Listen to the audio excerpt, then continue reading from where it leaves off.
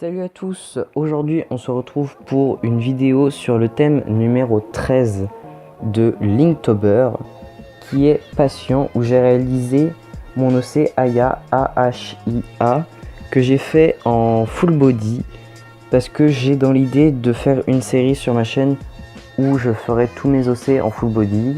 Je trouve que ça peut paraître assez intéressant de vous raconter leur histoire et du coup de retrouver des OC qui avait été oublié de ma mémoire, voilà. Donc voilà, je pense que ça peut être un concept assez sympa. Et en même temps, j'ai décidé d'intégrer ça à Linktober parce que je trouve que ce dessin se prête pas mal au thème de numéro 13 de Linktober. Donc voilà, je l'ai fait le 13, machin, tout ça.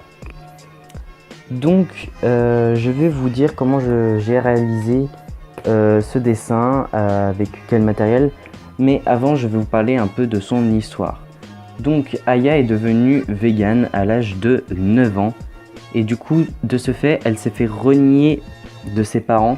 Mal nourrie à cause de sa entre guillemets véganitude, elle décide de s'enfuir à l'âge de sa majorité.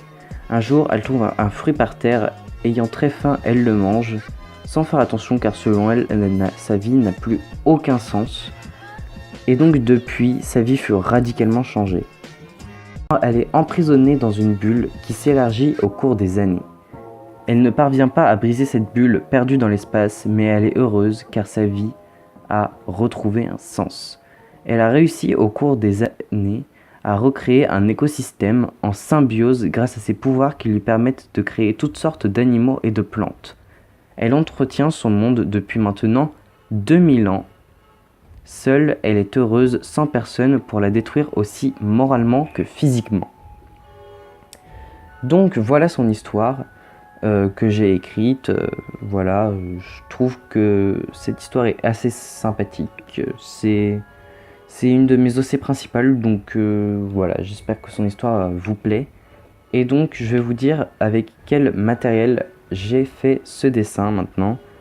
Je l'ai fait avec, j'ai fait le line, avec le Pit Artist Pen en couleur Dark Sepia de chez Faber-Castell, ainsi que un pigment micron en taille 0,05.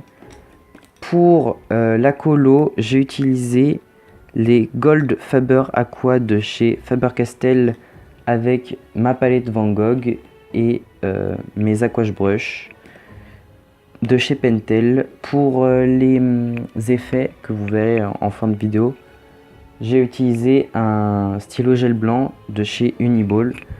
Donc voilà, donc maintenant on va aller directement sur le sujet de la vidéo qui est le talent dans le dessin. Avant de commencer sur le talent dans le dessin, j'aimerais qu'on revienne sur la définition du mot talent. Donc le talent est une aptitude particulière dans une activité. C'est être doué pour quelque chose. C'est une sorte de don, vous voyez.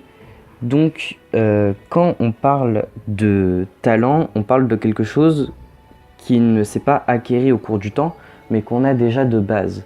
Je pense qu'effectivement dans le dessin, il y a un talent qui entre en jeu, mais je pense que surtout dans le dessin, ce qu'il y a, c'est le travail. Par exemple, quand vous allez avoir vos premiers liners, vous n'allez pas directement faire un line comme je fais par exemple là sur la vidéo.